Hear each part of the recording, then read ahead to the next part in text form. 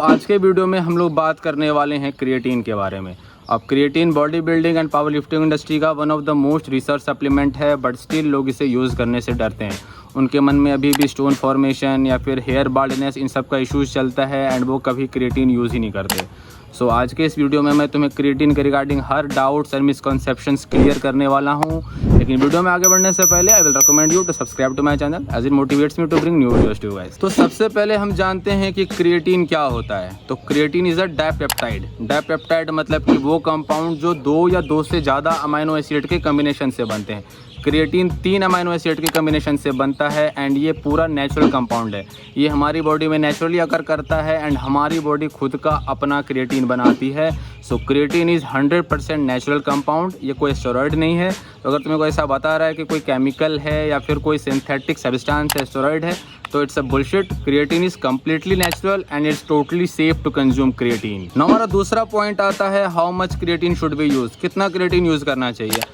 तो यूजुअली जो उसमें एक छोटा सा स्कूप मिलता है 3 से 5 ग्राम का, वो तुम डेली कंज्यूम कर सकते हो, उससे एक स्कूप।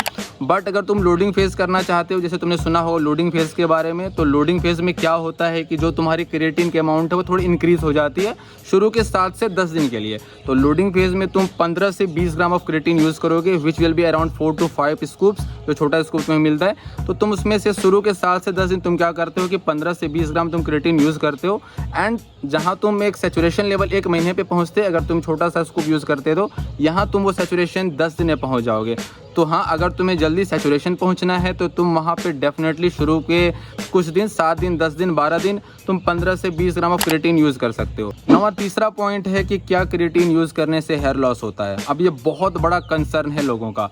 तो देखो, ऐसे कुछ रिसर्चेस हुए हैं जिसमें पाया गया है कि क्रिएटिन यूज़ करने से थोड़ा DHT लेवल इंक्रीज़ होता है एंड DHT तुम्हारा हेयर लॉस को थोड़ा एक्सेलरेट कर सकता है। But here loss is primarily genetics. अगर जेनेटिकली तुम्हारा हेयर लॉस हो रहा है, तुम्हारे पेरेंट्स का हुआ था या फिर तुम्हारे ग्रैंड पेरेंट्स का हुआ था, तो chances are little bit high कि वहाँ तुम्हारा हेयर लॉस होगा। बट अगर तुम्हारा हेयर लॉस नहीं हो रहा है तो काफ़ी कम चांस है कि तुम क्रिएटिन यूज़ करोगे तो तुम्हारा हेयर लॉस होने लगे।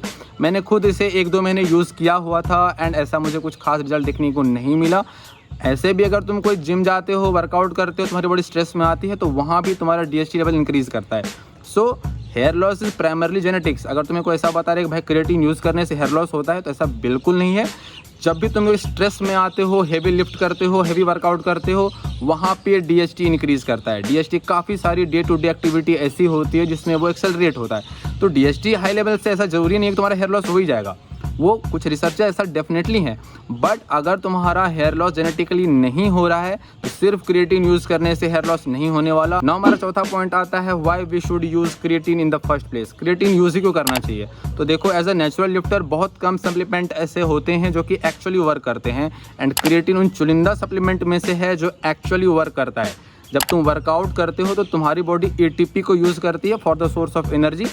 तो ATP मतलब होता है एडेनोसिन ट्राइफॉस्फेट। इसमें 3 फॉस्फेट का बॉन्ड होता है। जब तुम वर्कआउट करते हो तो इस 3 बॉन्ड में से एक बॉन्ड टूट जाता है which result in adenosine diphosphate. तो अगर तुम क्रिएटिन से अपनी बॉडी को सप्लीमेंट करते हो तो वो बॉन्ड रिपेयर हो जाता है which result in more ATP।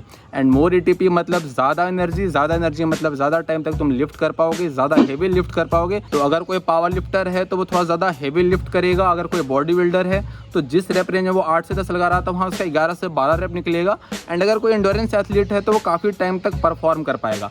ये हर एथलीट के लिए इक्वली वैल्यूएबल है। अगर तुम 6 मंथ to 1 year से ट्रेन कर रहे हो तो I will totally recommend creatine to you guys and trust me it will help you lot, क्योंकि उन चुनिंदा सप्लीमेंट में से है जो एक्चुअली वर्क करता है। एंड क्रिएटिन स्टेरॉइड नहीं है, ये कम्प्लीटली नेचुरल सब्सटेंस है, तुम्हारी खुद की बॉडी इसे बनाती है। नाउ एक और बहुत बड़ा कंसर्न होता है लोगों का कि क्रिएटिन यूज़ करने से ब्लोटिंग होता है या फिर उनका जो फेस है पूरा ब्लोटेड हो जाएगा, स्किन उनका ब्लोटेड हो जाएगा। तो ऐसा नहीं है। क्रिएटिन डेफिनेटली पानी होल्ड करता है, बट ये तुम्हारी स्किन के नीचे पानी होल्ड नहीं करता, तुम्हारे मसल से पानी होल्ड करता है। तो अगर तुम एक कटिंग फेज में हो तो वहाँ तुम्हें बहुत हेल्प होगा, क्योंकि तुम्हारा जो मसल्स वो थोड़ा फुलर नजर आएगा। क्योंकि जब तुम जनरली कट करते हो तुम थोड़ा सा फ्लैट लगते हो, तो क्रिएटिन वहाँ तुम्हें इनफैक्ट हेल्प करने वाला है। इनफैक्ट कटिंग में तुम्हें क्रिएटिन यूज़ करना चाहिए। क्रिएटिन तुम्हारे स्किन के नीचे पानी होल्ड नहीं करता है, मसल्स में करता है। तो अगर मसल्स में होल्ड करेगा, तुम ज़्यादा लिफ्ट करोगे, ज़्यादा देर तक वर्कआउट कर पाओगे। एकदम से ब्लोटेड या फिर मोटा लुक तुम्हें नहीं देने वाला है, तुम्हारा मसल्स को ही डिफाइंड करेगा। सो आई थिंक कि तुम्हें क्रिएटिन के रिगार्डिंग एक रफ आइडिया लग गया हो एंड तुम्हारा मेजॉरिटी ऑफ कंसर्न क्लियर हो गया हो। इसके अलावा भी अगर तुम्हारे कोई डाउट्स हैं या फिर तुम्हारे कोई मिथ्स है, मिसकंसेप्शंस हैं, तो तुम मुझे कमेंट सेक्शन में पूछ सकते हो, मेरे इंस्टाग्राम पे मुझे पूछ सकते हो, उसकी लिंक तुम्हें डिस्क्रिप्शन में मिल जाएगी। So I hope that you like this video. If you do, please hit the like button, subscribe to my channel and comment if you have any sort of queries, suggestions or in general comments. Meet you in the next video. Bye. See you.